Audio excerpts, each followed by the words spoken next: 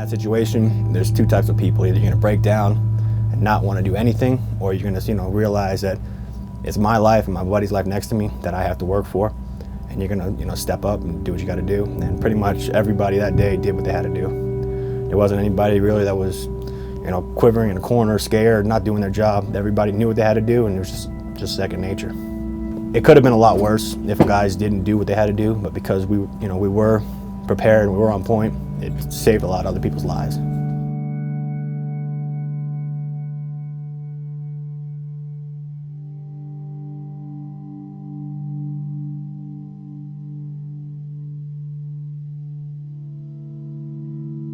I had the privilege of serving beside Sergeant Hickman for the past 15 months. I'm proud to have known him. I'm a better person because of him. Sergeant Hickman was a man of faith, a loving father and husband, and cared deeply for his soldiers. Sergeant Hickman joined the Army to serve his country and to follow in the footsteps of his father. His family has a strong tradition of military service, and he was named after General Omar Bradley. Sergeant Hickman loved being a paratrooper. Staff Sergeant Bowen served Comanche with honor and distinction. He was my right-hand man. I could always depend on him to get anything done. It's hard to lose somebody you know, especially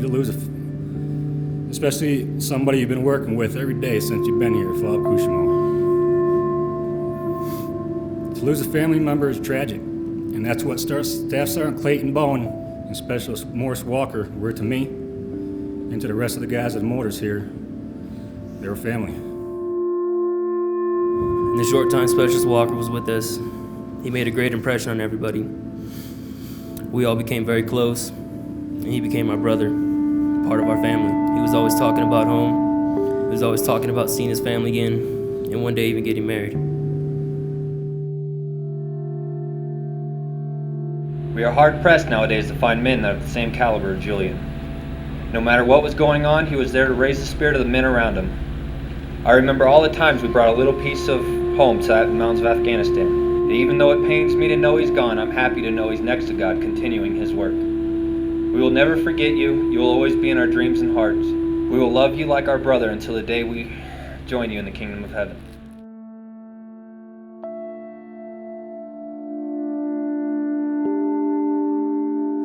Whether pushing others to safety under enemy fire, charging into an enemy compound, or conducting a dangerous dismounted patrol, all of these men showed incredible heroism while serving in Afghanistan.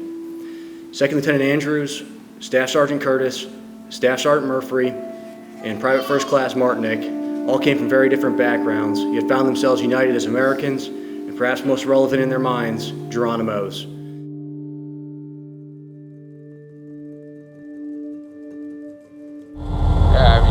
Devo was one of my first soldiers becoming a team leader. I mean, the guy was amazing. Worked harder than any private I've ever met. It would have been nice to see where he would have went in the Army, but I'm glad I got to spend the time that I did with him, and I'm a better person because of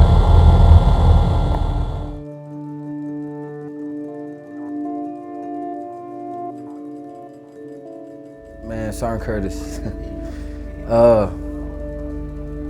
Sergeant Curtis was a really good guy. I mean, the man was deployed 4 times. That's amazing to me. And it takes a special kind of guy to do that because, he was married and had a family. I ain't got the words, man. He was a good NCO. He was a good friend. That's all I got.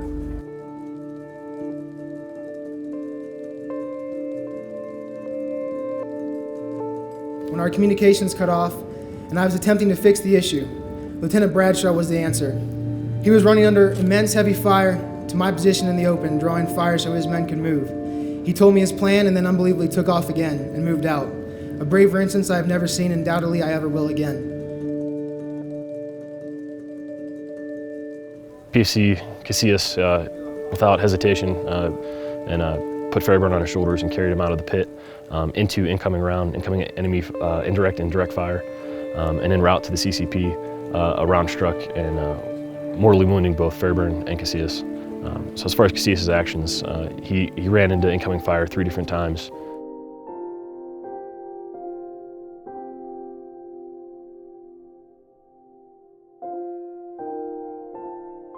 These men were great Americans.